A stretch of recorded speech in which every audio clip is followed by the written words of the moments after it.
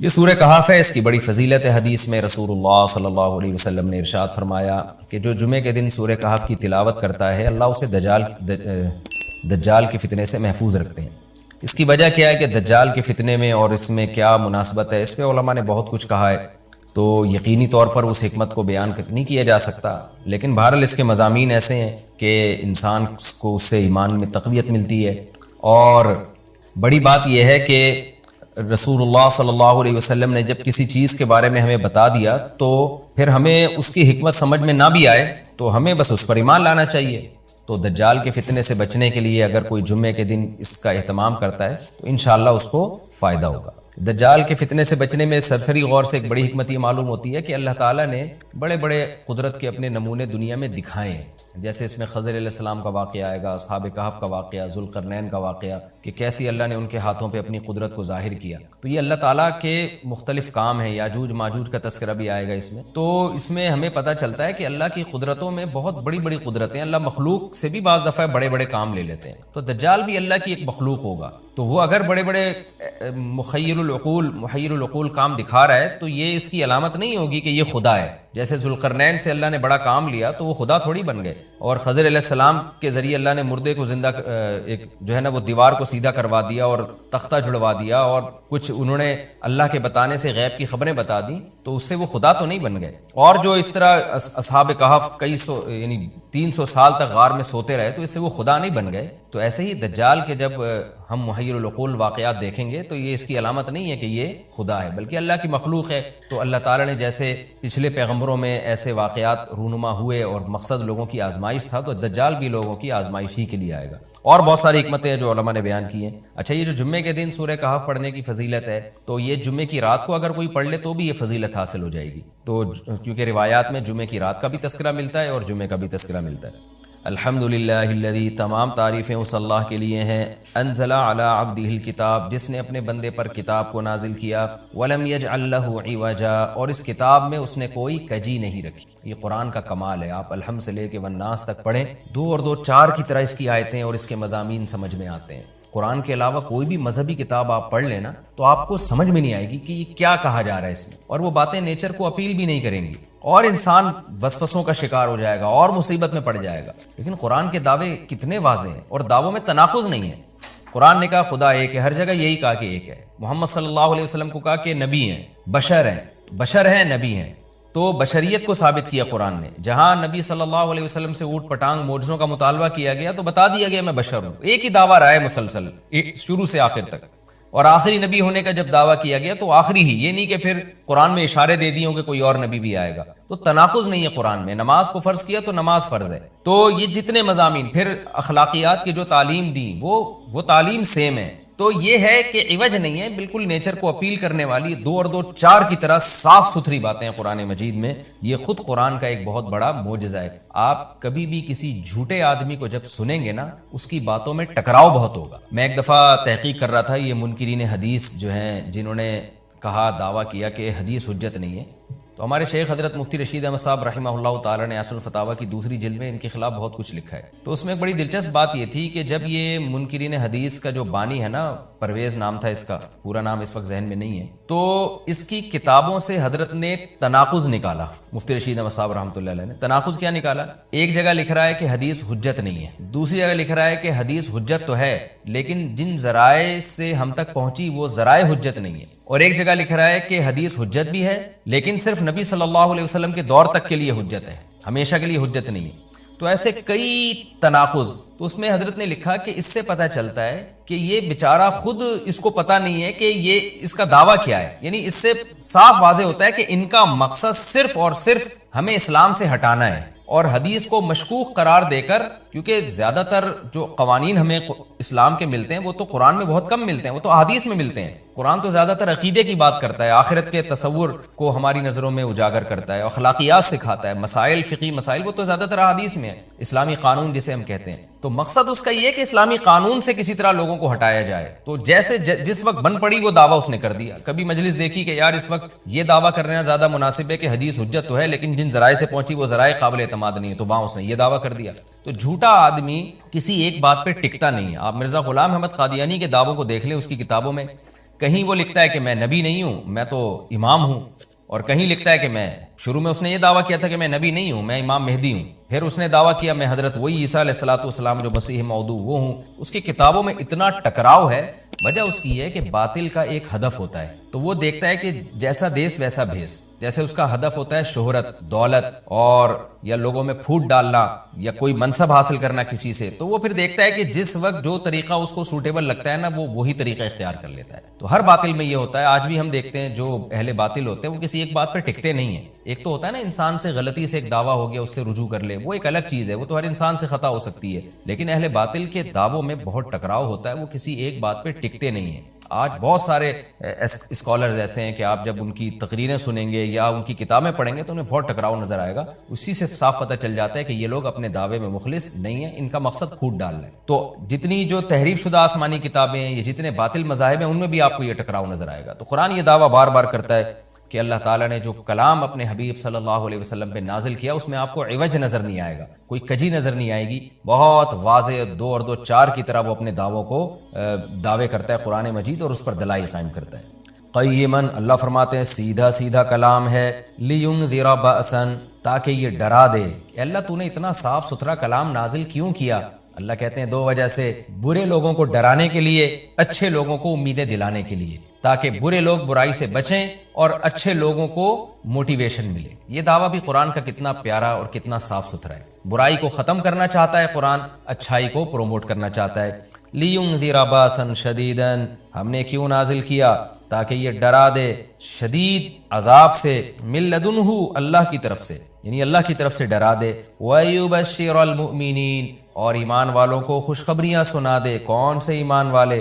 الذین یعملون الصالحات، جو اچھے اعمال کرتے ہیں۔ کیا خوشخبری سنا دے؟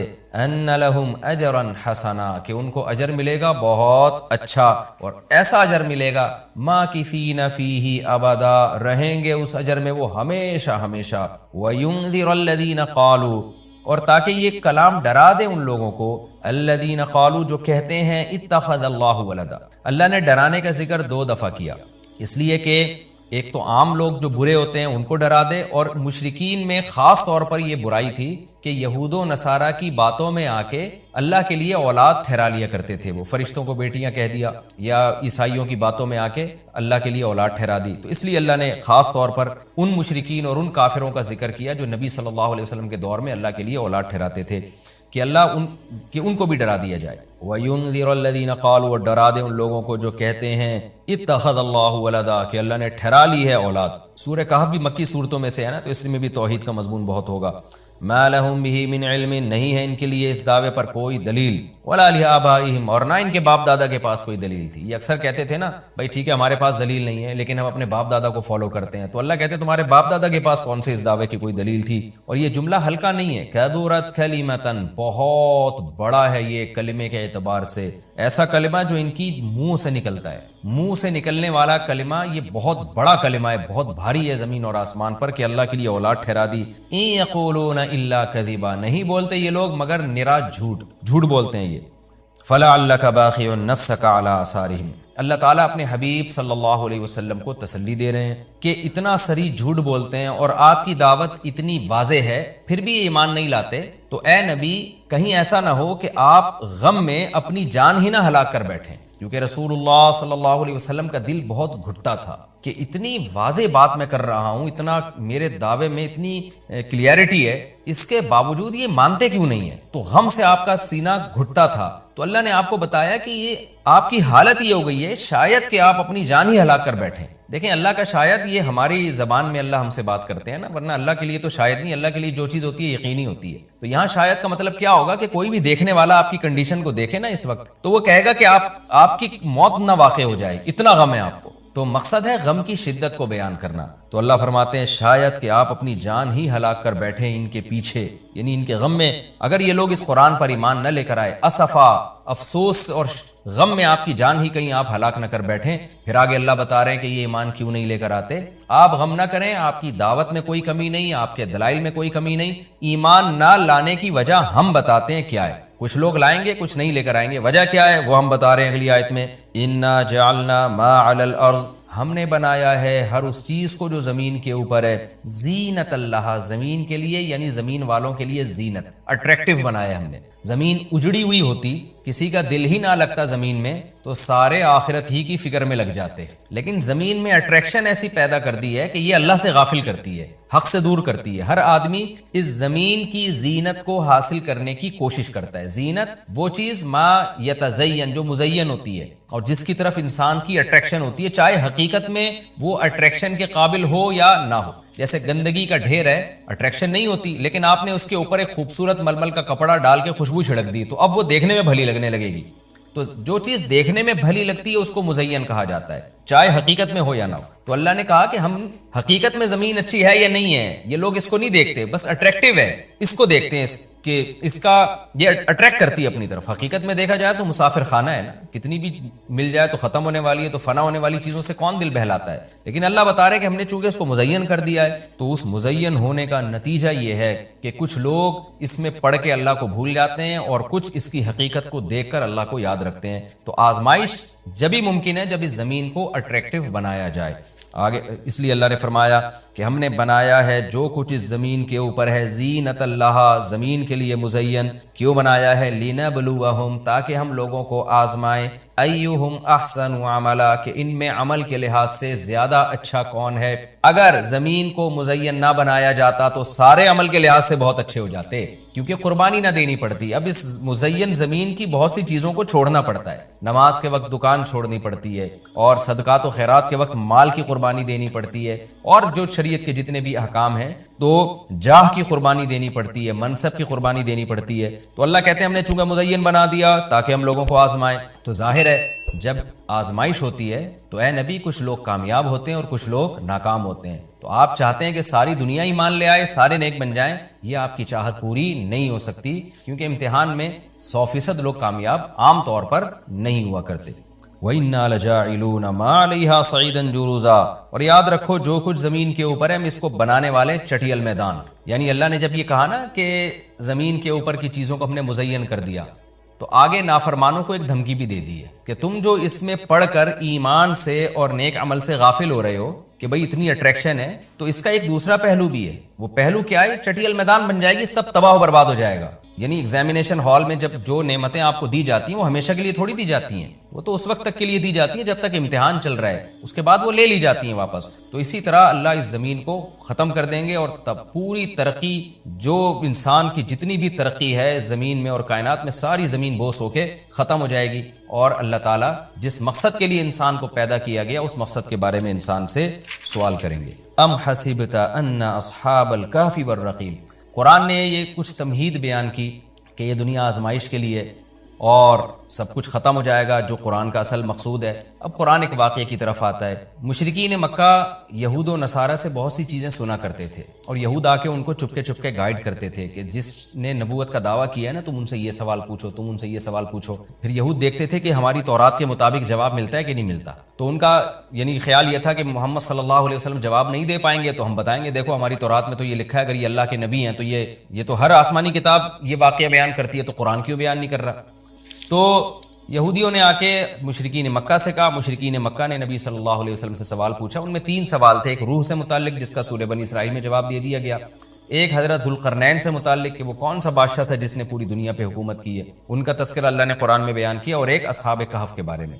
تو اب قرآن ان کے واقعے کو بیان کر رہا ہے۔ ام حسبت ان اصحاب الکہف والرقیم کانوا من آیاتنا عجبا، اے نبی آپ یہ سمجھتے ہیں کہ اصحاب کہف اور جبل والے، پہاڑ والے لوگ، غار اور پہاڑ والے لوگ کیا ہماری نشانیوں میں سے بڑی عجیب نشانی تھے؟ کیا آپ یہ سمجھتے ہیں؟ یعنی یا تو اس کا جواب یہ کہ واقعی یہ نشانی تھے، یا یہ کہ یہ اتنی بڑی نشانی نہیں تھے جتنی بڑی اس کائنات کو بنا دینا بڑی نشانی ہے۔ اذ اول فتیتو، اللہ نے اس واقعے کو بیان کیا، اس وقت کو یاد کرو جب چند نوجوانوں نے ٹھکانہ پکڑا الی الکہف، ایک بڑے غار کی طرف، فقالو، پھر کہنے لگے۔ اب دیکھیں قرآن جب واقعہ بیان کرتا ہے نا تو سوال تو مشرکین نے اصحاب کہف کا پوچھا تھا، بتا دیا جاتا بھئی ایک زمانے میں اصحاب کہف تھے جو مشرک بادشاہ تھا جس کے ظلم سے تنگ آ کے وہ علاقہ چھوڑ کے چلے گئے، اور 300 سال غار میں رہے، اور پھر 300 سال کے بعد واپس آئے، اور لوگوں نے پھر بڑی عقیدت کی، محبت کی، بس اتنا کافی تھا۔ لیکن قرآن واقعہ اس انداز سے بیان کرتا ہے کہ اس میں اسباق ملنا شروع ہو جائیں ہمیں اس میں اسباق ملنا شروع ہو جائیں. اب دیکھیں شروع کیسے کیا جا رہا ہے. کیا تم یہ سمجھتے ہو کہ اصحاب کہف کا واقعہ کوئی عجیب واقعہ ہے؟ یعنی اللہ کے لیے تو کوئی عجیب نہیں ہے. یعنی انسانوں پر گویا اللہ تعجب کر رہے ہیں کہ اس واقعے کو تم عجیب سمجھ رہے ہو, اور اس سے بڑے عجیب عجیب کام جو ہم نے کر دیے, پانی کے قطرے سے انسان کو بنا دیا اور اتنا بڑا نظام بنا دیا ہم نے کائنات کا, اس کو عجیب نہیں سمجھ رہے. تو یہ انسان کی بھی عقل ہے نا کہ ایک واقعہ عجیب و غریب ہو جائے تو اس پہ حیران ہو رہا ہوتا ہے, اور وہ پوری کائنات بن گئی اور انسان کا پانی سے وجود میں آ جانا, چونکہ یہ ہم اس کے عادی ہو چکے ہیں یہ منظر دیکھنے کے, تو یہ ہمارے نظر میں عجیب نہیں رہا, ورنہ حقیقت میں تو اس سے زیادہ عجیب کام اللہ کر چکا ہے. تو ایک تو سبق اللہ نے ہمیں یہ بتایا اس واقعے میں کہ یہ واقعہ اتنا عجیب نہیں جتنا اللہ کے دوسرے کام زیادہ عجیب ہیں. تو قرآن واقعہ بیان کرتا ہے اس انداز سے تاکہ ہمیں اس سے اسباق ملیں. اذا والفتیۃ الی الکہف, نوجوانوں نے غار میں پناہ لی. فقالوا ربنا, اور کیا کہنے لگے, اے ہمارے رب, آتنا من لدنک رحمہ, تو دے ہمیں اپنی طرف سے رحمت, اور ہیئ لنا من امرنا رشدا, ہمارے معاملے میں کوئی رشد کا انتظام کر دے, یعنی درستگی کا انتظام کر دے. اس میں کیا سبق ملتا ہے کہ جو مشرک بادشاہ تھا, کافر بادشاہ تھا, چند نوجوان اسلام لے کر آئے, اللہ کے برحق دین کو قبول کیا. ان کو یہ یقین تھا کہ ہم اس علاقے میں رہ کر اپنے دین اور مذہب پہ قائم نہیں رہ سکتے, لہذا انہوں نے ارادہ کیا ہم ہجرت کرتے ہیں. تو اب ہجرت کر کے جائیں کہاں؟ تو اللہ سے دعائیں مانگ رہے ہیں. اس سے کیا پتہ چلتا ہے کہ جب آپ کے لیے کسی علاقے میں رہ کر دین پر چلنا ناممکن ہو تو آپ پر لازم ہے کہ آپ اس علاقے کو چھوڑیں, ایک بات. نمبر 2, چھوڑ کر آپ اللہ پہ اعتماد اور توکل کریں کہ جس اللہ نے مجھے یہاں کھلایا وہ کہیں اور بھی کھلا سکتا ہے. نمبر 3, اللہ سے 2 قسم کی دعائیں مانگیں. نمبر 1, اے اللہ تو میرے لیے رحمت کا انتظام کر دے, یعنی اپنا رحم کر تاکہ تیری رحم کی وجہ سے ہمارے لیے معاملات آسان ہو جائیں. نمبر 2, تو ہمیں گائیڈ کر, ہیئ لنا من امرنا رشدا کا مطلب سیدھا راہ دکھا, ہمیں بتا کہ ہم نے جانا کہاں ہے, کس ملک میں اسٹے کرنا ہے, سفر کیسے کرنا ہے. یہ بالکل ایسے ہی ہے جیسے موسیٰ علیہ الصلوۃ والسلام سے غلطی سے قتل ہو گیا, تو اب مدین سے جب نکلنا تھا, مصر سے جب نکلنا تھا تو راستہ معلوم نہیں تھا, تو وہاں بھی اللہ تعالیٰ سے آپ موسیٰ علیہ السلام نے دعا مانگی کہ ولما توجہ تلقاء مدین قال عسى ربی ان یہدینی سواء السبیل, مجھے امید ہے میرا رب مجھے سیدھا راستہ دکھائے گا.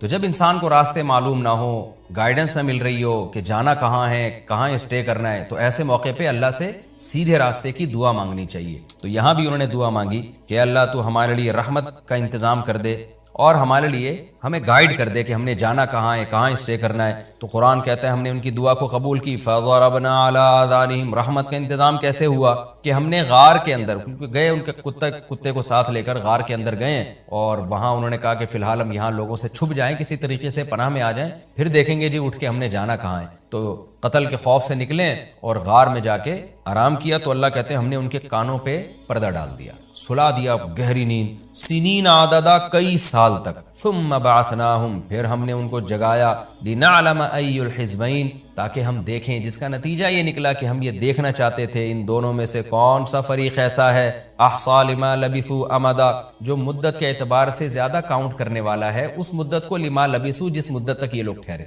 یعنی اللہ تعالیٰ بھی گویا ان کو دیکھ کے خوش ہو رہے ہیں کہ دیکھیں ان کے آپس میں تبصرے کیا ہوتے ہیں, کیونکہ کسی کے ساتھ ایسا کبھی نہیں ہوا. تو اب جب یہ اٹھیں گے تو اللہ کی گویا کہ اللہ تعالیٰ بھی ان کی بات کو دیکھ کرنا ایک خوش ہو رہے ہیں ان کو دیکھ کے کہ دیکھو میں یہ باتیں آپس میں کیا کرتے ہیں. تو کسی نے کیا کہا, کسی نے کیا کہا, یہ سارا تذکرہ آگے آئے گا. یہ واقعہ آگے بھی چلے گا اور انشاءاللہ اس کی تفصیل اگلے رکوع میں زیادہ آئے گی. ہمارا یہ رکوع الحمدللہ کمپلیٹ ہو گیا اور وقت بھی تقریباً کمپلیٹ ہی ہونے والا ہے ہمارا. تو پچھلے رکوع میں اللہ تعالیٰ نے اصحاب کہف کے واقعے کی تمہید بیان کی تھی, مختصر بیان کیا تھا, اب اس کی تفصیل بیان ہو رہی ہے. نحن نقص علیک نبأہم بالحق, اے نبی ہم آپ کو بیان کرتے ہیں ان کا واقعہ حق کے ساتھ. حق کے ساتھ کا اس لیے بیان کیا گیا, حق کا لفظ اس لیے بڑھایا گیا کہ ایک تاریخی واقعہ تھا, اور آپ کو پتہ ہے جب تاریخی واقعہ لوگ نقل کرتے ہیں تو بہت کچھ اس میں کمی بیشی کر دیتے ہیں, کچھ اپنی طرف سے اضافے کر دیتے ہیں, کچھ اپنی طرف سے کمیاں کر دیتے ہیں. تو واقعہ کی جو اصل بات ہے وہ تو درست ہوتی ہے, لیکن اس میں جو ایڈیشن ہوتی ہے وہ غلط ہوتی ہے. تو اس لیے قرآن کہہ رہا ہے کہ آپ لوگوں کو مت دیکھیں, ہم آپ کو ٹھیک بیان کرتے ہیں. جتنا قرآن بیان کرے گا وہ 100% مستند ہوگا, باقی جو لوگوں میں مشہور ہے ان میں کچھ صحیح ہوں گی, کچھ باتیں غلط ہوں گی. اس لیے اللہ نے فرمایا کہ ہم ٹھیک طور پر آپ کے سامنے بیان کرتے ہیں. وہ واقعہ کیا ہے؟ انہم فتیۃ آمنوا بربہم, یہ چند نوجوان تھے. چند کا ترجمہ میں نے کیوں کیا, بار بار بتاتا ہوں کہ یہ جو تنوین ہے نا, تنوین اس کا مطلب ہے چند, اور ویسے بھی فتیۃ یہ جمع قلت ہے. افعل, افعال, فعلۃ, افعلۃ, یہ 4 اوزان وزن عربی میں جمع قلت کے لیے استعمال ہوتے ہیں. تو جو بھی اس وزن پر ہوگا, جیسے فتیۃ فعلۃ کے وزن پر ہے, تو انہم فتیتن، یہ چند نوجوان تھے، آمنو بربہم، جو اپنے رب پر ایمان لے آئے۔ اس واقعے کا خلاصہ یہ ہے کہ حضرت عیسیٰ علیہ السلام راجح قول کے مطابق، یقینی طور پر تو 100% یقینی بات کسی مفسر نے نہیں کہی ہے، لیکن جو مورخین سے مفسرین نے جو واقعات لیے ہیں، اہل کتاب سے جو لیے ہیں، اس کے مطابق دیکھا جائے تو حضرت عیسیٰ علیہ السلام کے دین کے پیروکار تھے یہ لوگ، اور کہا جاتا ہے کہ حضرت عیسیٰ علیہ السلام کے 250 سال کے بعد کا زمانہ ہے ان کا، 250 سال۔ تو اس وقت کوئی ظالم بادشاہ کی حکومت تھی۔ اچھا، حضرت عیسیٰ کے دین کے پیروکار تھے، تو اس پر ایک اشکال یہ ہوتا ہے کہ یہ سوال تو یہودیوں نے کیا تھا، یعنی مشرکین کو یہ سوال یہودیوں نے سمجھایا تھا کہ تم نبی صلی اللہ علیہ وسلم سے 3 سوال پوچھنا، ذوالقرنین کے بارے میں پوچھنا، اور روح کے بارے میں پوچھنا، اور اصحاب کہف کے بارے میں پوچھنا۔ تو جبکہ یہود کا زمانہ تو حضرت عیسیٰ کے دور سے پہلے، اور یہود تو پھر ان کو ایمان والے نہیں مانیں گے، کیونکہ عیسیٰ علیہ السلام کے فالوورز کو یہودی ایمان والا نہیں کہتے تھے۔ تو اس لیے مجھے اس پر واقعی ایک اشکال ہے جس کا میرے علم میں ابھی مجھے اس کے جواب کہیں ملا نہیں ہے۔ تو صحیح بات یہی معلوم ہوتی ہے کہ یہ جو یہودیوں نے، یہ جو مفسرین نے ذکر کیا نا کہ یہود نے یہ سوال پوچھا تھا، تو یہ بھی ایک رائے ہے مفسرین کی۔ عین ممکن ہے اہل کتاب نے پوچھا ہو، تو اہل کتاب میں عیسائی بھی آتے ہیں، تو سوال اہل کتاب نے پوچھا ہو، لیکن بعض حضرات نے یہود کی طرف منسوب کر دیا ہو، کیونکہ یہود جو تھے زیادہ تر یہود ہی سوال پوچھا کرتے تھے۔ تو اس لیے، اور دوسرا اس بات کا بھی امکان ہے کہ ہو سکتا ہے یہ دین موسوی کے پیروکار ہوں، کیونکہ یہ تو تاریخی چیز ہے نا کہ حضرت عیسیٰ کے دین کے پیروکار تھے۔ بہرحال راجح بات یہی ہے کہ یہ حضرت عیسیٰ علیہ السلام کے دین کے پیروکار تھے۔ حضرت عیسیٰ علیہ السلام کے آسمانوں پر اٹھائے جانے کے 250 سال کے بعد کا زمانہ ہے کسی بادشاہ کا، جو بڑا ظالم بادشاہ تھا، جو بت پرستی جس نے پھیلا دی تھی پوری سلطنت میں۔ تو ان لوگوں کو اللہ نے توحید پر قائم رہنے کی توفیق عطا فرمائی، دین عیسوی یعنی حضرت عیسیٰ علیہ السلام کے دین کو فالو کرنے کی توفیق عطا فرمائی۔ تو انہوں نے دیکھا کہ چاروں طرف شرک پھیل رہا ہے، تو ہم اپنے دین کو محفوظ نہیں رکھ سکتے، لوگ ہمیں زبردستی یا تو اسی کفر کی دنیا میں لے کے جائیں گے یا ہمیں قتل کر دیں گے۔ تو ایسی صورت میں ہمیں اس علاقے کو اللہ کی رضا کے لیے چھوڑ دینا چاہیے۔ تو اللہ پہ توکل کر کے یہ نکلے اور پھر غار میں داخل ہوئے تاکہ کچھ وقت وہاں گزاریں، اور وہاں مشورہ کریں کہ ہم نے یہاں سے کہاں جانا ہے۔ یہ زندگی اسی غار میں ہی گزار دیں، ہمیشہ کے لیے اللہ کی عبادت کریں۔ لیکن اللہ نے وہاں ان کو گہری نیند سلا دیا، اور 309 سال کے بعد یہ جاگے ہیں۔ تو وہ علاقہ تبدیل ہو چکا تھا، وہاں جو ظالم بادشاہ کی حکومت ختم ہو چکی تھی۔ اب 309 سال کا زمانہ اگر دیکھا جائے تو حضرت عیسیٰ علیہ السلام کے بعد 250 سال یہ اور 300 سال وہ، تو 550 سال، یعنی حضرت عیسیٰ کے 550 سال کے بعد یہ بیدار ہوئے ہیں۔ اور نبی صلی اللہ علیہ وسلم کی جو ولادت ہوئی ہے وہ 570 عیسوی کے آس پاس ہوئی ہے، یعنی یقینی طور پر تو نہیں کہا جا سکتا، 1-2 سال 2-4 سال آگے پیچھے ہو سکتے ہیں اس میں۔ تو یہ جو کہا جاتا ہے نا 570 عیسوی میں، یہ 100% یقینی نہیں ہے، 2-4 سال اس میں اوپر نیچے ہو سکتے ہیں۔ تو اس سے یعنی بعض مفسرین اس طرف گئے ہیں کہ ان کا زمانہ رسول اللہ صلی اللہ علیہ وسلم کی پیدائش سے 20 سال پہلے کا زمانہ ہے، یعنی نبی صلی اللہ علیہ وسلم کے دور سے 20 سال پہلے یہ جو ہے وہ غار سے نکلے ہیں، اور پھر جو واقعہ آگے قرآن نے بیان کیا جو ہم انشاءاللہ تفسیر میں پڑھیں گے۔ تو یہ نبی صلی اللہ علیہ وسلم کے دور کے بہت قریبی واقعہ ہے، لیکن چونکہ وقت مشہور ہو گیا تھا تو لوگوں کی زبان پر عام ہو گیا تھا، اس لیے لوگ آپ سے، یعنی اہل کتاب کی زبان پر عام ہو گیا تھا خاص طور پر، مشرکین تو اس سے نابلد تھے۔ اب یہ ہوا کس جگہ پر ہے، یعنی کس جگہ یہ واقعہ ہوا ہے، اس کے بارے میں بھی کوئی یقینی بات ہمارے علم میں نہیں ہے، کیونکہ اس کے بارے میں جو تاریخی کتابیں ہیں ان میں ٹکراؤ بہت ہے۔ تو یقینی طور پر یہ کہنا کہ یہ فلاں جگہ یہ واقعہ ہوا تھا، فلاں جگہ ہوا تھا، یہ ہمارے بس میں نہیں ہے۔ تو قرآن نے بھی جو اس واقعے کی اہم اجزاء تھے انہی کو زیادہ ہائی لائٹ کیا ہے۔ تو قرآن کہتا ہے وَرَبَطْ إِنَّهُمْ فِتْيَةٌ آمَنُوا بِرَبِّهِمْ، یہ چند نوجوان تھے جو اپنے رب پر ایمان لے آئے، وَزِدْنَاهُمْ هُدًى، اور ہم نے اضافہ کر دیا ان میں ہدایت کے اعتبار سے۔ کیا مطلب؟ ہم نے ان کو اور زیادہ ہدایت دی۔ اور زیادہ ہدایت کا مطلب یہ ہوتا ہے کہ استقامت عطا کی، توکل پیدا کیا ان کے اندر، جو ایمان کی برکات تھی وہ کامل طور پر ہم نے ان کو عطا کی۔ وَرَبَطْنَا عَلَىٰ قُلُوبِهِمْ، اور ہم نے ان کے دلوں کو باندھ لیا، یعنی صبر کی توفیق عطا کی۔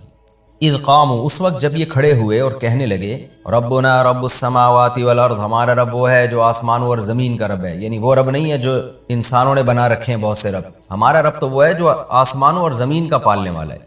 یہ کس کے سامنے کہا انہوں نے؟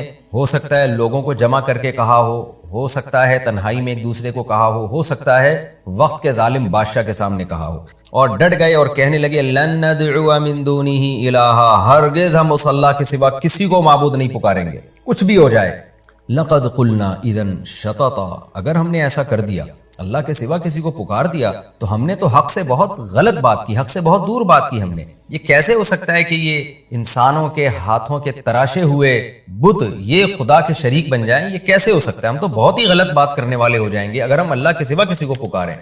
لہذا ہم اس قوم کو اور اکثریت کو یا بادشاہ کے دین کو نہیں دیکھیں گے، ہم وہ دیکھیں گے جو حق ہے۔ ہؤلاء قومنا، یہ جو ہماری قوم ہے، اتخذوا من دونہ آلہہ، انہوں نے اللہ کو چھوڑ کر بہت سے معبود بنا لیے ہیں۔ آلہہ کا بھی الہ کی جمع ہے نا، افعلتن کے وزن پر، الہتن تھا اصل میں، تو یہ جمع قلت ہے، چند معبود تراشے ہوئے انہوں نے۔ لولا یاتون علیہم بسلطان بین، ہماری اس قوم سے ڈیبیٹ ہو رہی ہے، یہ بار بار اپنے باپ دادوں کے حوالے دے رہے ہیں کہ ہمارے ابا ایسے کرتے تھے، ہمارے دادا ایسے کرتے تھے۔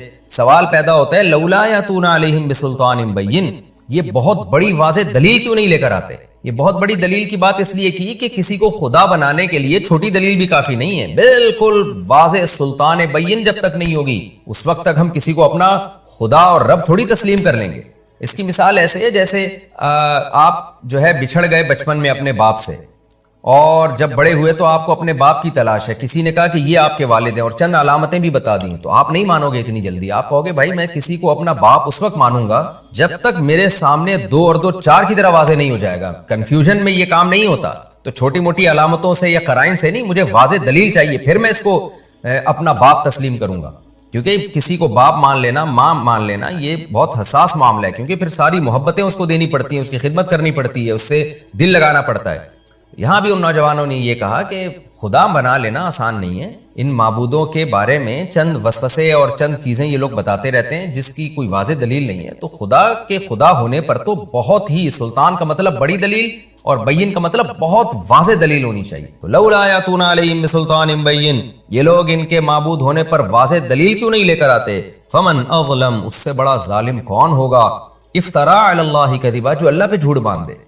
یعنی قوم تو اکثریت کا ریفرنس دے رہی ہے نا، کہ تمہارے باپ، تمہارے چچے، تمہارے مامے، تمہارے سارے ریلیٹیو سب خدا کے علاوہ معبودوں کو پوجتے ہیں، تم ایک اکیلے کہاں سے آ گئے؟ تو یہ قوم کو جواب میں کیا کہہ رہے ہیں کہ اس سے بڑا ظالم کون ہوگا جو اللہ پہ جھوٹ باندھے۔ یعنی تم تو یہ کہتے ہو نا اللہ نے ان کو اختیارات دیے ہوئے ہیں، بارش برسانے کا اختیار اس کے پاس ہے، اولاد دینے کا اختیار اس کے پاس ہے، فلاں کام کا اختیار اس کے پاس، تو اس کا مطلب کہ تم اللہ پہ جھوٹ باندھ رہے ہو، جبکہ اللہ تو کہہ رہا ہے میں نے کسی کو اختیارات نہیں دیے۔ تو اس سے بڑا ظالم کون ہوگا جو اللہ پہ جھوٹ باندھے؟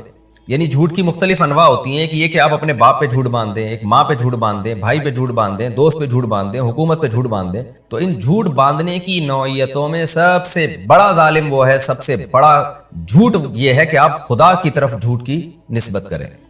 اب جب یہ ڈیبیٹ ان کی قوم سے ہو رہی ہے تو پھر آپس میں انہوں نے مشورہ کیا کہ بھائی وَإِذِ اعْتَزَلْتُمُوهُمْ، یہ چند نوجوان مل کے اکٹھے ہوئے، انہوں نے آپس میں مشورہ کیا کہ دیکھو جب تم نے اس قوم کو چھوڑ ہی دیا ہے، اور جب کہ تم اعتزلتموہم، اس قوم سے تم نے کنارہ کشی اختیار کر لی ہے، یعنی اس کے مذہب کو چھوڑ دیا تم نے، وما یعبدون، اور ان کے معبودوں کو بھی چھوڑ دیا۔ تو 2 ہی چیزیں ہوتی ہیں، عابد اور معبود۔ تو ان میں یہاں بھی اس ملک میں 2 ہی طرح کے لوگ ہیں، یا تو مشرک ہیں یا وہ باطل ہیں جن کی عبادت ہو رہی ہے، تو دونوں ہی باطل ہیں۔ تو ہم ان باطل لوگوں میں ہم کیوں رہیں؟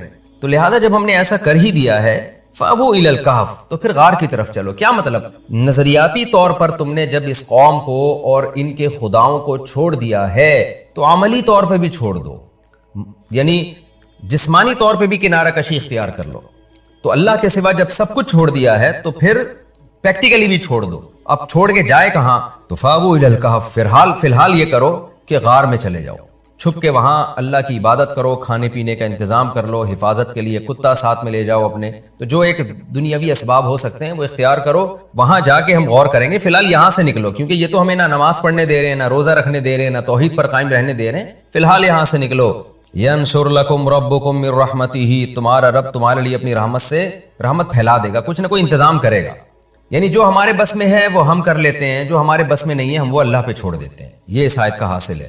ينشر لكم ربكم من رحمته ويهيئ لكم من امركم مرفقا، اور تمہارے معاملے میں تمہارا رب، یعنی سب ایک دوسرے کو سمجھا رہے ہیں کہ تمہارے معاملے میں تمہارا رب کوئی آسانی کی صورت پیدا کر دے گا۔ اللہ سے بھی کچھ امیدیں لگاؤ، سب کچھ ہم نے نہیں کرنا، جو ہمارے بس میں ہے وہ ہم کریں گے، باقی اللہ پہ چھوڑتے ہیں، اللہ سے ہمیں اچھی امید ہے، اللہ ہمارے لیے کوئی انتظام کر دے گا۔ ان بیچاروں کو کیا پتا تھا کہ اللہ ایسا انتظام کرے گا آپ کے لیے۔ قرآن کہتا ہے، اب یہ اس کو کہتے ہیں اندماج. اندماج کا مطلب بہت سارے واقعے کے یعنی واقعہ کے بہت سارے پہلو قرآن حذف کر دیتا ہے. اب ہونا تو یہ چاہیے تھا قرآن یہ بتاتا کہ بالآخر وہ چھپ چھپا کے نکلے، کتا انہوں نے ساتھ میں لیا، پھر غار کے دہانے میں داخل ہوئے، پھر آرام کرنے کے لیے لیٹ گئے، لیکن ان تمام واقعات کو قرآن نے حذف کر دیا اور پھر آگے کا واقعہ بیان کر رہا ہے. وَتَرَى الشَّمْسَ إِذَا طَلَعَتْ، اے مخاطب تو دیکھتا سورج کو، اذا طلعت جب وہ طلوع ہوتا، تزاور عن کہفہم تو ان کے غار سے بچتا یعنی بچتا ہوا نکلتا، ذات الیمین سیدھے ہاتھ کی طرف. یہ سیدھا ہاتھ جانے کے لحاظ سے بھی غار میں ہو سکتا ہے، یعنی جاتے ہوئے جو سیدھی جانب تھی، یہ بھی ہو سکتا ہے کہ ان کے نکلنے والے راستے میں سے جو ان کے دائیں جانب پڑتا تھا اس کو سیدھا کہا قرآن نے. بہرحال ہمیں اس سے کوئی غرض نہیں ہے، مفہوم یہی ہے کہ دائیں یا بائیں دھوپ مڑ جاتی، ڈائریکٹ ان کے چہروں پہ نہیں لگتی. تزاور عن کہفہم ذات الیمین سیدھی جانب ان کے کہف سے ان کے غار سے بچتی ہوئی نکلتی. وَإِذَا غَرَبَتْ اور جب سورج غروب ہوتا، تقرضہم تو سورج ان سے دور ہوتا، ذات الشمال بائیں جانب کو. تو سورج سے دور ہونے سے مراد ہے سورج کی دھوپ، یعنی دھوپ ان سے دور ہو جاتی. وَهُمْ فِي فَجْوَةٍ مِّنْهُ اور وہ غار کے ایک کشادہ حصے میں تھے جس کی وجہ سے گھٹن نہیں ہو رہی تھی. وہاں ہوا کے گزرنے کا انتظام تھا، سورج کی روشنی کے گزرنے کا انتظام تھا، ڈائریکٹ دھوپ سے اللہ نے ان کو بچایا. یہ بھی دیکھیں اللہ کی کیسی قدرت ہے، جو اللہ اتنا کر سکتا ہے کہ غار میں کسی کو 309 سال تک سلا سکتا ہے بغیر روٹی کے، بغیر پانی کے. تو اس کو اس کی کیا ضرورت ہے کہ وہ سورج کی روشنی کو ان سے بچائے؟ تو اللہ یہ بھی کر سکتا تھا کہ سورج ان پہ پڑ بھی جاتا، پھر بھی اللہ بچا لیتا. لیکن اس سے پتہ چلتا ہے کہ اللہ تعالیٰ نے اس دنیا کو اسباب کے ساتھ چلایا ہے. تو اللہ تعالیٰ کا مقصد کیا تھا کہ ان کو 309 سال تک سلانا اور پھر جگا دینا. تو اس کے لیے اس کی ضرورت نہیں تھی کہ دھوپ ان کے اوپر ڈائریکٹ پڑے اور پھر اللہ اس دھوپ کے اثرات سے ان کو بچائے. بس اتنی ضرورت تھی کہ بھوک اور پیاس کی حاجت اس سے اللہ ان کو مستغنی کر دے. تو یعنی جب اس سے کام چل سکتا تھا نا، کہ کیونکہ روٹی تو کھا نہیں سکتے تھے نا، سوتا ہوا آدمی روٹی نہیں کھاتا، اور اگر جاگتے تو ان کو یہ ٹائم ان کے لیے بہت طویل ہو جاتا، 309 سال وہ تو پاگل ہو جاتے اس میں.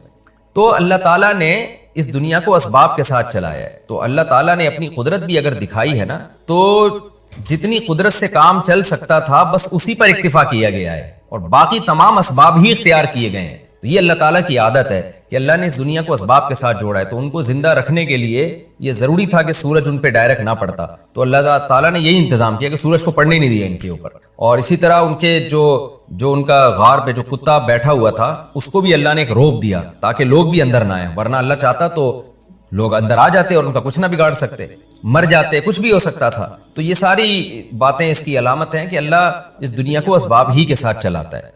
ذالک من آیات اللہ، اللہ فرماتے ہیں یہ اللہ کی آیات میں سے ہے. من یہد اللہ فہو المہتد، لیکن اے نبی جس کو اللہ ہدایت دے گا وہی ہدایت پائے گا. یعنی اللہ کی ایسی قدرت کی نشانیاں دیکھنے کے بعد بھی ہر ایک کو پھر بھی ہدایت نہیں ملتی، اسی کو ملے گی جس کو اللہ چاہے گا. ومن یضلل اور جس کو اللہ گمراہ کر دے، فلن تجد له ولیا مرشدا تو آپ ہرگز اس کے لیے کوئی دوست اور ہدایت دینے والا نہیں پائیں گے.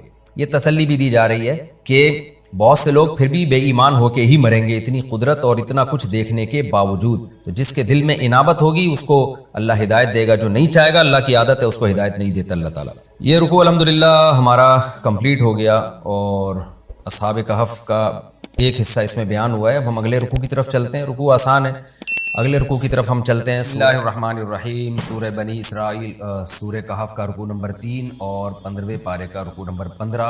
اس کا مختصر لفظی ترجمہ گرامر کے ساتھ ہو گیا تھا. آج انشاءاللہ میں اس کی تفسیر شروع کروں گا. اعوذ باللہ من الشیطان الرجیم، بسم اللہ الرحمن الرحیم. وَتَحْسَبُهُمْ أَيْقَاظًا وَهُمْ رُقُودٌ اور اے مخاطب تو ان کو سمجھتا کہ وہ جاگ رہے ہیں. یعنی اصحاب کہف جو غار میں گئے تھے اللہ نے ان کو سلا دیا بہت گہری نیند. تو اب ان کی کیفیت کیا تھی؟ ان آیتوں میں اس کا بیان چل رہا ہے. کیفیت یہ تھی کہ اے مخاطب تو اگر ان کو جا کے دیکھتا تو تجھے ایسا لگتا کہ یہ جاگ رہے ہیں. یعنی چہرے پہ چہرہ فریش تھا ان کا. آپ نے دیکھا ہوگا نا بعض دفعہ کوئی آدمی آنکھیں بند کر کے لیٹا ہوا ہوتا ہے تو ایک روب ہوتا ہے اس کے چہرے پہ، سوتے ہوئے انسان کے چہرے پہ روب نہیں ہوتا. تو اللہ میاں نے یہ روب اس لیے ڈالا تاکہ کوئی ان کو نقصان نہ پہنچائے. اس سے بھی پتہ چلتا ہے اللہ تعالیٰ دنیا کو اسباب کے ساتھ چلاتے ہیں. اب دیکھیں یہ اللہ نے اپنی قدرت دکھائی، 300 سال سلا دیا. تو جو اللہ یہ قدرت دکھا سکتا ہے وہ یہ بھی تو کر سکتا ہے نا کہ ویسے ہی ان کی حفاظت کا انتظام کر لے.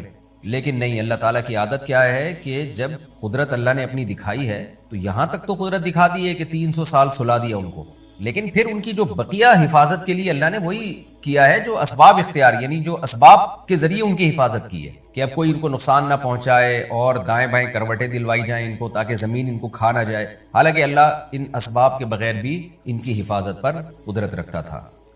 وَنُقَلِّبُهُمْ ذَاتَ الْيَمِينِ وَذَاتَ الشِّمَالِ، اور ہم ان کو الٹ پلٹ کر رہے تھے دائیں طرف اور بائیں طرف، یعنی کروٹیں بھی وہ لے رہے تھے، کیونکہ اگر آپ 300 سال تک ایک ہی جگہ لیٹے رہیں تو زمین ہی کھا جائے گی آپ کو۔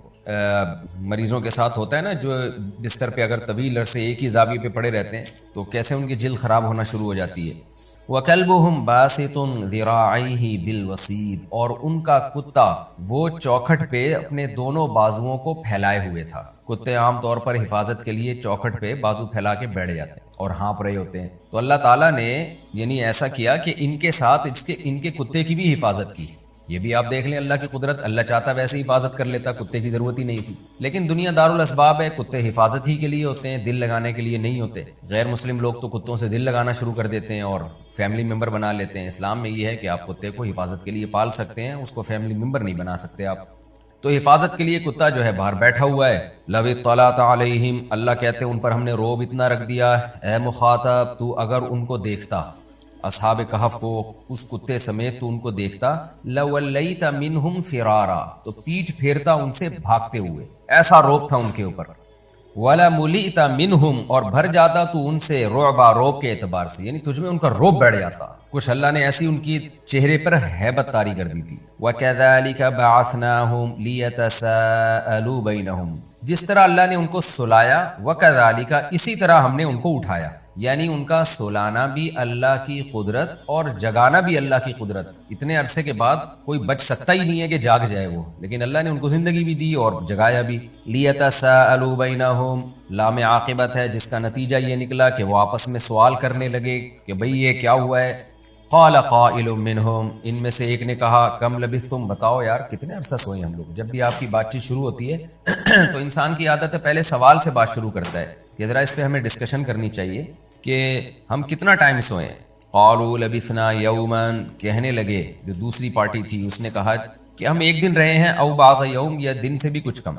اصل میں سورج کی جو گردش دیکھ کے نا ان کو اندازہ ہوا کہ بھئی پہلے ہم یہاں جب سوئے تھے تو سورج کی روشنی یہاں تھی، اب جب ہم اٹھے ہیں تو یہاں تھی، تو اس سے تو لگ رہا ہے 1-2 گھنٹہ سوئے ہیں، لیکن جو نیند سے جو ہماری تھکاوٹ دور ہوئی ہے اور ایک احساس ہوتا ہے انسان جب لمبی نیند سوتا ہے، اس سے لگ رہا ہے کہ ہم زیادہ عرصہ سوئے ہیں۔ ایسا تو نہیں سورج پورا چکر لگا کے واپس آ گیا ہو، 24 گھنٹے سے زیادہ ہم سوئے ہوں۔ اب بحث ہونے لگی، کسی نے کہا کہ نہیں بھائی ہم لوگ یا تو پورا دن سوئے ہیں، سورج پوری چکر لگا کر واپس آ چکا ہے، او بعض یوم، یا ایسا ہے کہ تھوڑا ٹائم سوئے ہیں۔ قالوا ربکم، دوسری جماعت کہنے لگی ربکم اعلم بما لبثتم، کیونکہ وہ سر نہ پکڑ کے بیٹھ گئے ہوں گے اور غور و فکر کرنے لگے ہوں گے، ہم جب یہاں تھے تو سایہ یہاں تھا، پھر یہاں آ گیا تو یہاں آنے میں تو آدھا گھنٹہ لگتا ہے، 1 گھنٹہ لگتا ہے، نیند سے لگ رہا ہے کہ 1 گھنٹہ نہیں ہم زیادہ سوئے ہیں۔ تو اب جب زیادہ سوئے تو اس کا مطلب سورج پورا چکر لگا کر واپس آئے۔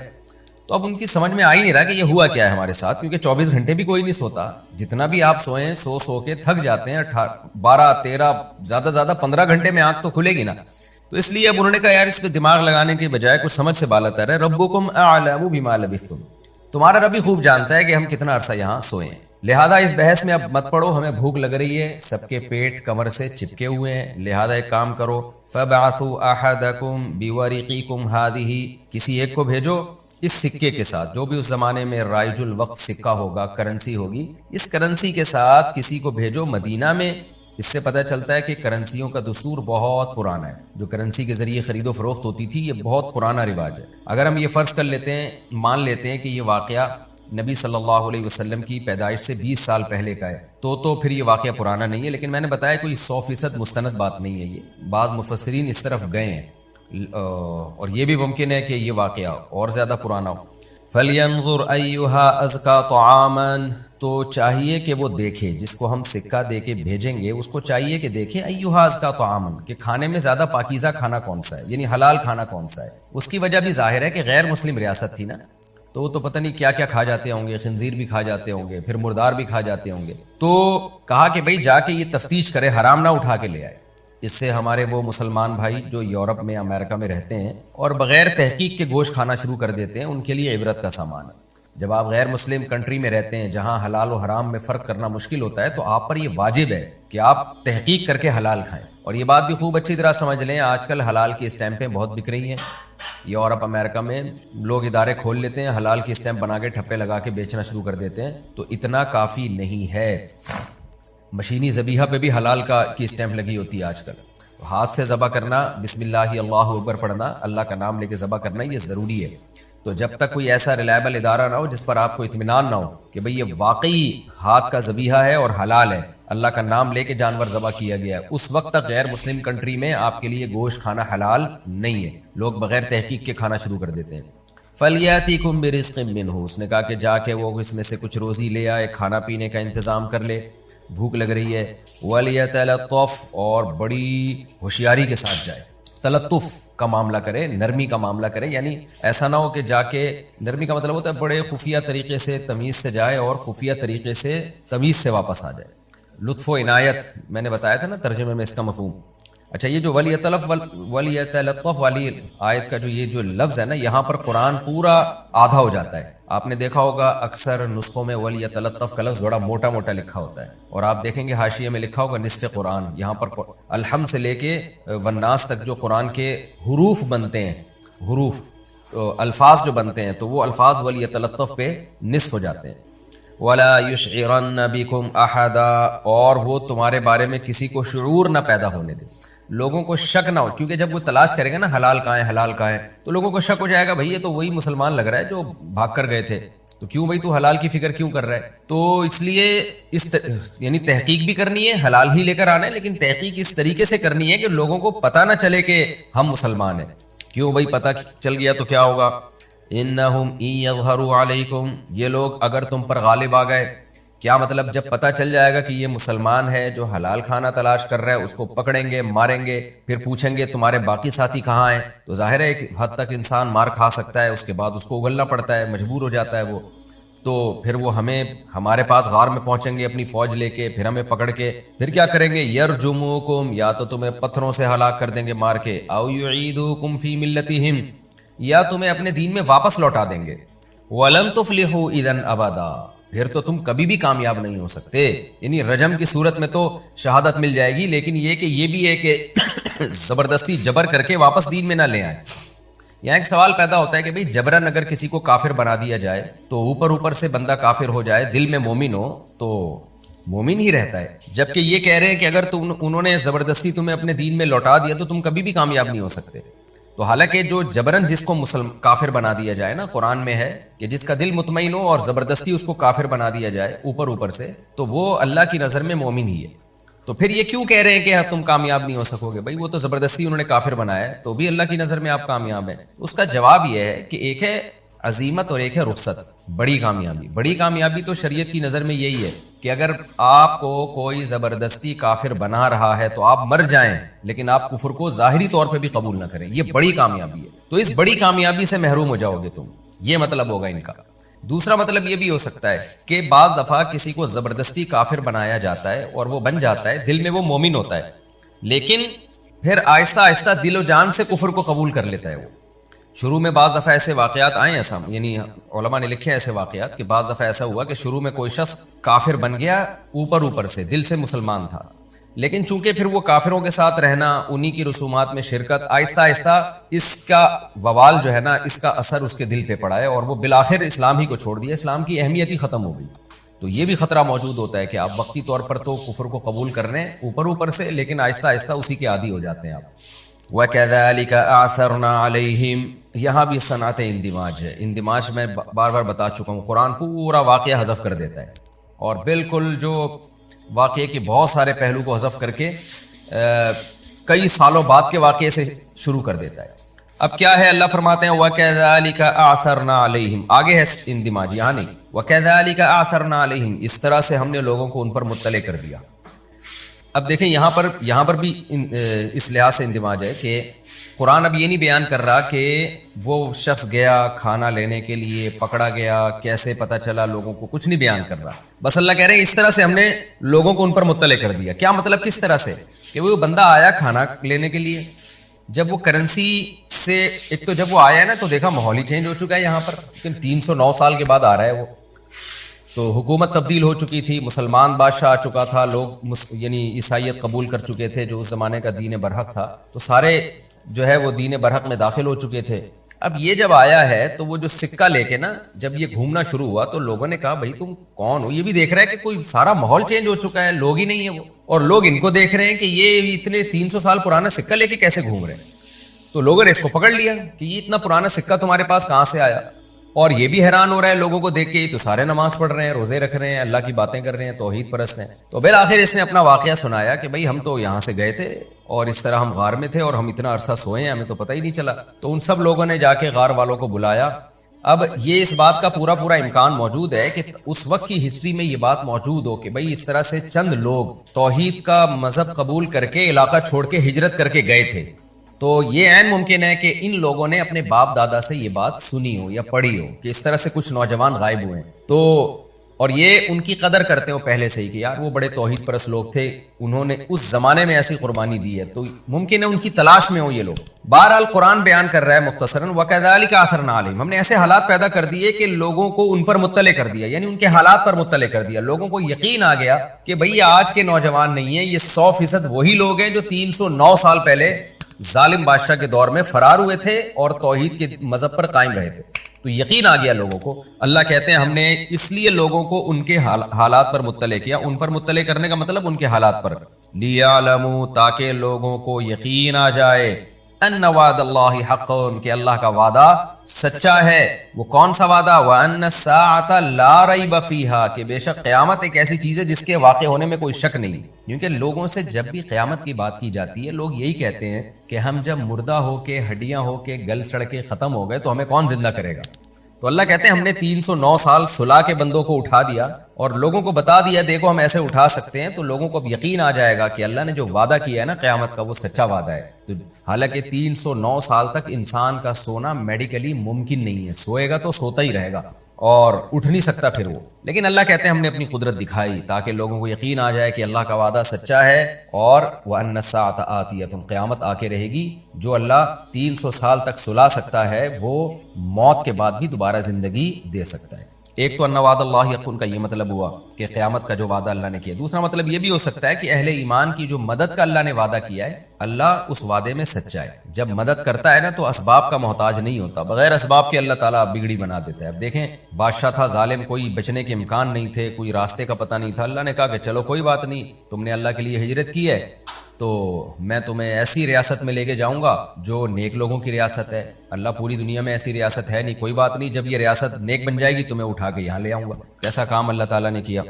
اس سے بھی پتہ چلتا ہے بھائی اللہ کے لیے جتنی بڑی قربانی دو گے نا غیبی مدد بھی اتنی ہی بڑی آئے گی. ہم قربانی نہیں دینا چاہتے اصل میں، جتنی بڑی قربانی دیں گے غیبی مدد بھی اتنی ہی بڑی آئے گی اللہ تعالیٰ کی طرف سے. اللہ فرماتے ہیں اِذْ يَتَنَازَعُونَ بَيْنَهُمْ، جب وہ آپس میں جھگڑا کر رہے تھے اس وقت کو بھی یاد کرو، یعنی پبلک. کیا مطلب؟ وہ پھر جو اصحاب کہف تھے وہ ان کا انتقال ہو گیا کچھ وقت کے بعد، لوگوں میں بزرگ مشہور ہو گئے، لوگ ان سے دعائیں کرانے لگے اور وہ لوگوں کو واعظ و نصیحت کرنے لگے. تو سب اللہ والے لوگ تھے جن کی تعداد راجح قول کے مطابق 7 تھی، آگے تفسیر میں آ رہا ہے انشاءاللہ. تو جب ان کی ڈیتھ ہوئی ہے، انتقال ہوا ہے، تو اب لوگ ان کے بارے میں جھگڑا کرنے لگے.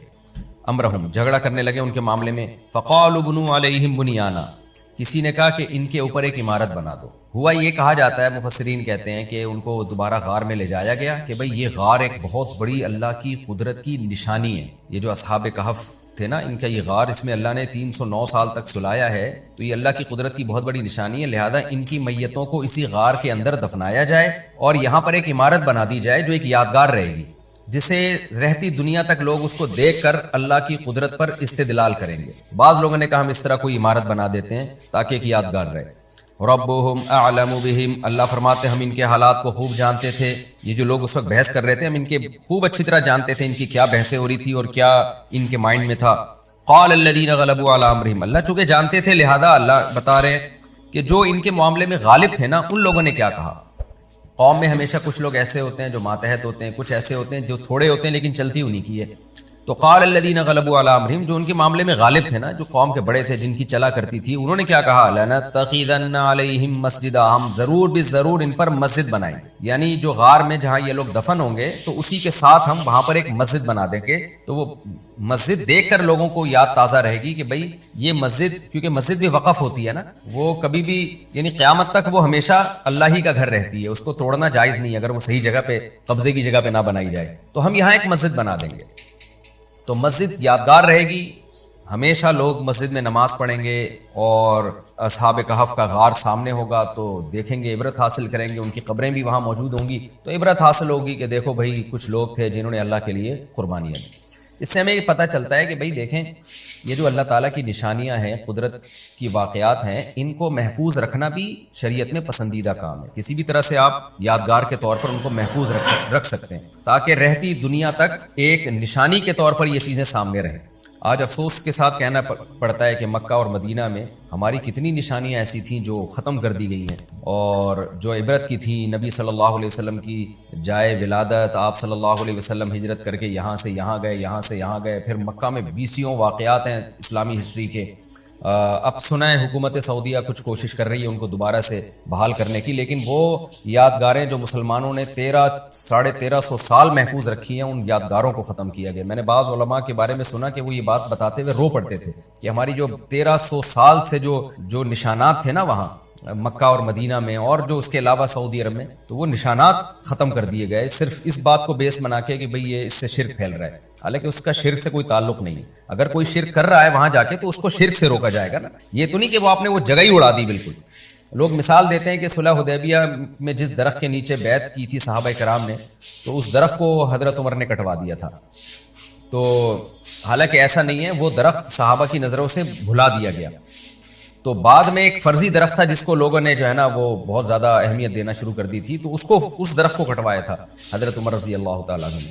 ورنہ ایسی یادگاریں جن کا قرآن سے تعلق ہے، ہم جب قرآن میں واقعات پڑھتے ہیں، اب کوہ طور جب آئے گا تو ہمیں پتہ اگر ہوگا کہ یہ ہے کوہ طور، اور ہم وہاں مصر جا کے اس کوہ طور کی زیارت کریں تو ایمان بڑھتا ہے کہ یہ وہ جگہ ہے جہاں موسیٰ علیہ السلام کو وہی نازل ہونا شروع ہوئی تھی. اب آپ نے کیا کیا، بم دھماکے سے کوہ طور ہی اڑا دیا کہ شرک نہ پھیل جائے. تو یہ کوئی بے وقوفانہ حرکت ہوتی ہے، یہ احمقانہ حرکت کہلائے گی. یہ کوئی یہ نہیں کہلائے گا کہ آپ جناب توحید کی حفاظت کر رہے ہیں. توحید کے عقیدے کو زندہ رکھنے کے لیے دوسرا طریقہ ہے. تو ایک تو علمی نقطے کی بات یہ پتہ چلی کہ قرآن ان کے اس عمل کو اپریشیٹ کر رہا ہے، یعنی ایک اچھے طور پہ بیان کر رہا ہے. تو جو اس طرح کے کرامت کے یا معجزے ہوتے ہیں، کرامت کے واقعات ہوتے ہیں، ان کو بطور یادگار کے زندہ رکھنا یہ شریعت میں پسندیدہ کام ہے، کوئی برا کام نہیں ہے. اس سے انسان کا ایمان تازہ ہوتا ہے.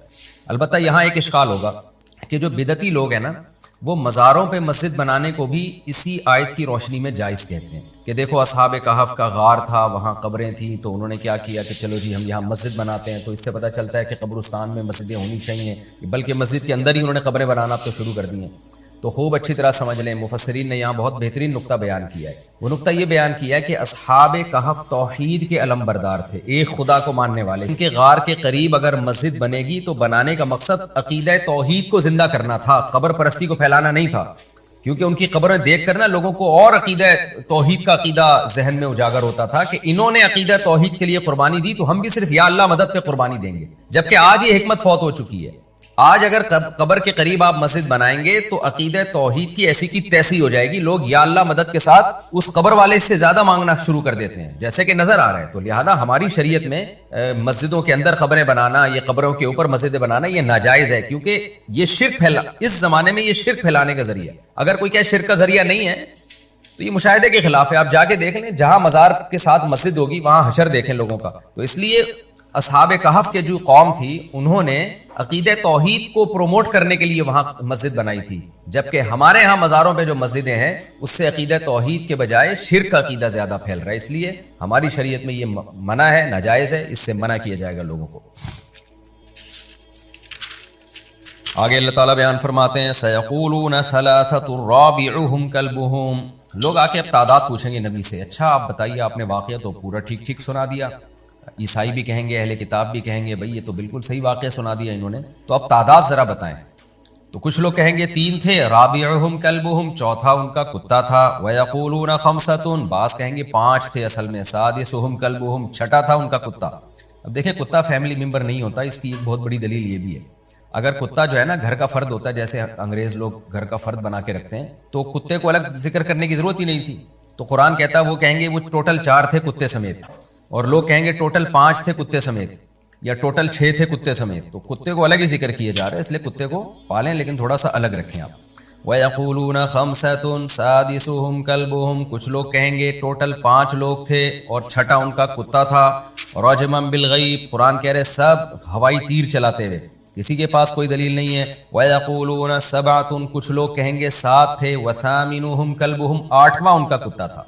قُلْ رَبِّي أَعْلَمُ بِعِدَّتِهِمْ، اے نبی اللہ خوب جانتا ہے، آپ کہہ دیجئے کہ میرا رب خوب جانتا ہے ان کی تعداد، میرا رب خوب جانتا ہے۔ ما يعلمهم الا قلیل، نہیں جانتے اس تعداد کو مگر تھوڑے لوگ۔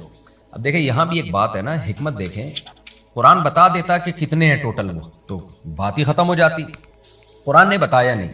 اس میں بظاہری حکمت معلوم ہوتی ہے کہ نا مختلف قسم کی خبریں آ رہی تھیں، اس میں ان لوگوں کا بہت اختلاف تھا، اور جب بھی کسی کی مناظرے بازی اور بحث شروع ہوتی ہے نا تو بعض دفعہ لوگ اپنی رائے کو انا کا مسئلہ بنا لیتے ہیں، ضد اور انا کا۔ ایسی صورت میں جب ان کی رائے کے خلاف کوئی بات کی جائے تو وہ پھر ضد اور ہٹ دھرمی پہ آتے ہیں، وہ پھر آپ سے دشمنی مول لینے لگتے ہیں۔ تو چونکہ اہل کتاب میں بڑا اختلاف تھا کہ تعداد کتنی ہے، تو قرآن اگر تعداد بتا دیتا تو اس سے کچھ لوگ اس پہ کو مانتے، کچھ نہیں مانتے، اور ایک نئی بحث چھڑ جاتی۔ تو قرآن نے کیا کیا، اس بحث کو سمیٹا ہے کہ اللہ کو پتہ ہے کتنی ہے، اے نبی آپ صحیح تعداد نہیں بتائیں، آپ بولیں بھائی مجھے نہیں پتا، اللہ کو پتہ ہے صحیح تعداد کتنی ہے، تاکہ جو اس واقعے کا اصل پہلو ہے نا وہ لوگوں کے سامنے رہے اور ایک نئی بحث نہ چھڑ جائے، کیونکہ پھر اس کو ثابت کرنا پڑے گا۔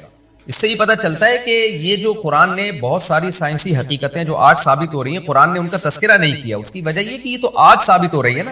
اگر قرآن 1400 سال پہلے بتا دیتا تو 1000 سال تک ان سائنسی حقائق پر لوگوں کی ڈیبیٹ ہوتی، بحث ہوتی، بہت سے لوگ ان کا انکار کر دیتے اور کہتے ایسا نہیں ہو سکتا، تو قرآن کا انکار لازم آتا، پھر ان کے دل میں وسوسے آ جاتے۔ اس لیے قرآن نے اپنے ٹاپک کو فوکس کیا ہے۔ ہاں یہ ضرور ہے کہ قرآن میں کوئی ایسی سائنسی تھیوری نہیں ہے جو تحقیق کے خلاف ثابت ہو جائے، یہ خود قرآن کا ایک بہت بڑا معجزہ ہے، بلکہ ایسی چیزوں کی طرف اشارے ہیں جو آج تحقیق سے صحیح ثابت ہو رہے ہیں، جیسے قرآن میں نا وَلَمْ يَرَ الَّذِينَ كَفَرُوا أَنَّ السَّمَاوَاتِ وَالْأَرْضَ كَانَتَا رَتْقًا، زمین آسمان بند تھے، فَفَتَقْنَاهُمَا، ہم نے ان کو کھول دیا۔ یہ بگ بینگ تھیوری کی طرف اشارہ ہو سکتا ہے اس میں، تو قرآن میں کوئی ایک ایسی تھیوری نہیں ہے جو سائنس کے خلاف ثابت ہو گئی ہو، لیکن جہاں یہ ایک حقیقت ہے وہاں یہ بھی ایک حقیقت ہے کہ قرآن نے فیوچر میں جو سائنسی تھیوری ثابت ہونے والی ہیں ان پہ بھی بحث نہیں کی ہے، تاکہ ٹاپک سے ہٹا نہ جائے، کیونکہ ان پہ قرآن بحث کر، مثال کے طور پر 1400 سال پہلے واضح لفظوں میں قرآن کہہ دیتا کہ زمین سورج کے گرد گھوم رہی ہے، گردش کر رہی ہے، تو وہ عرب نہیں مانتے اس کو، عرب کہتے ہیں کیسے ہے، تو اس کو سمجھانا، اس کو ان کے دماغوں میں اتارنا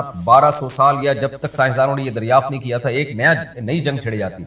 تو اس آیت سے بھی ہمیں پتہ چلتا ہے کہ بھی قرآن اختلافی مسائل جن کا ہماری پریکٹیکل لائف سے کوئی تعلق نہیں ہے ان کو زیادہ فوکس نہیں کرتا، تو جب قرآن ان کو فوکس نہیں کر رہا، ان کو اہمیت نہیں دے رہا، تو ہم اپنی بحثوں میں تقریروں میں ان مسائل کو کیوں اٹھائیں اور امت کو کیوں لڑوائیں ہم آپس میں۔ البتہ اتنی بات ضرور ہے کہ یہ جو قرآن نے کہا ہے نا کہ وَيَقُولُونَ سَبْعَةٌ وَثَامِنُهُمْ كَلْبُهُمْ، کہ 7 تھے اور 8واں ان کا کتا، اس کے بعد قرآن نے رجمًا بالغیب کا لفظ استعمال نہیں کیا، یعنی قرآن نے کہا 3 تھے، چوتھا ان کا کتا تھا، 5 تھے، چھٹا ان کا کتا تھا، یہ سب غیب کی ہوائی تیر کی باتیں ہیں۔ پھر آگے قرآن کہہ رہے کچھ لوگ کہیں گے 7 تھے، 8واں ان کا کتا تھا، یہاں قرآن خاموش ہے، یہاں قرآن نے یہ نہیں کہا کہ یہ غلط کہہ رہے ہیں، بلکہ اتنا کہہ دیا کہ اے نبی آپ کہہ دیجیے صحیح تعداد اللہ کو معلوم ہے، اور چند لوگ ہی اس کی صحیح تعداد جانتے ہیں۔ تو عبداللہ بن عباس رضی اللہ عنہ فرمایا کرتے تھے ان چند لوگوں میں میں بھی ہوں، اور جزم کے ساتھ کہتے تھے کہ 7 لوگ تھے، 8واں ان کا کتا تھا۔ تو وہی بات جو میں نے ابھی اشارہ دے دیا قرآن نے کہ صحیح بات کیا ہے، وضاحت نہیں کی، صراحتاً بیان نہیں کیا تاکہ جھگڑا نہ شروع ہو جائے لوگوں میں۔ اہل کتاب میں سے کچھ مانیں گے قرآن کو، کچھ انکار کریں گے، اور کچھ کے پاس ایسی خبر پہنچی ہوتی ہے جو ہوتی غلط ہے لیکن وہ اس کو 100% صحیح سمجھ رہا ہوتا ہے، تو جب اس کو بتایا جائے گا کہ تمہاری پاس جو خبر پہنچی ہے وہ غلط ہے، تو وہ اس خبر کو غلط سمجھنے کے بجائے قرآن کو غلط نہ سمجھنا شروع کر دے۔ آج بھی ایسا ہوتا ہے نا کہ بعض دفعہ عام جاہل لوگوں کے پاس ایک ایسی تحقیق پہنچتی ہے وہ اس کو 100% صحیح سمجھ رہے ہوتے ہیں، حالانکہ وہ صحیح نہیں ہوتی، کیونکہ ان میں تحقیق کی صلاحیت ہی نہیں ہوتی ان لوگوں میں۔ تو جب آپ اس تحقیق کے خلاف بات کریں گے تو وہ بجائے اس تحقیق کو غلط قرار دینے کے آپ کو غلط سمجھنا شروع کر دیتے ہیں. تو قرآن نے بھی ان لوگوں کو اس آزمائش سے نکال دیا اور یقینی طور پر نہیں کچھ کہا کہ کتنی تعداد تھی. ہاں یہ ضرور ہے کہ اشارہ دے دیا کہ بھئی 7 بندے تھے اور 8واں ان کا کتا تھا، جیسے کہ قرآن سے پتہ چلتا ہے. اور قرآن میں یہاں بھی اس آیت میں بھی اشارہ ہے اور اس سے پہلے والی آیت میں بھی اشارہ ہے. وہ کیا ہے کہ قرآن کیا کہتا ہے کہ جب وہ جاگے تو قال قائل منہم کم لبثتم، ایک نے کہا، سوال پوچھا ایک نے کہ تم کتنا سوئے. آگے سے چند لوگوں نے جواب میں کیا کہا، قالو، جمع کا صیغہ ہے، جمع میں کم سے کم 3 افراد ہوتے ہیں. تو بعض لوگوں نے کہا کہ 1 دن یا اس سے زیادہ. تو اس کے مقابلے میں دوسرے بعض لوگوں نے کیا کہا کہ اللہ کو پتہ ہے. وہاں بھی قالو جمع کا لفظ ہے جو کم سے کم 3 افراد پہ دلالت کرتا ہے. تو ایک تھا سوال پوچھنے والا، کم سے کم 3 افراد وہ تھے جنہوں نے کہا کہ 1 دن یا اس سے کم. اس کے مقابلے میں بھی کم سے کم 3 افراد وہ تھے جنہوں نے کہا کہ اللہ کو پتہ ہے کہ کتنے دن سوئے. تو یہ 3 اور 3 6 اور ایک ملا کے 7. اس میں بھی اشارہ ہے قرآن میں. تو قرآن سائنسی تھیوریز کی طرف بھی ایسے ہی اشاروں میں بات کرتا ہے اور ایسے واقعات جن میں بہت بڑا اختلاف ہو سکتا تھا ان کی طرف بھی اشاروں میں بات کرتا ہے تاکہ کوئی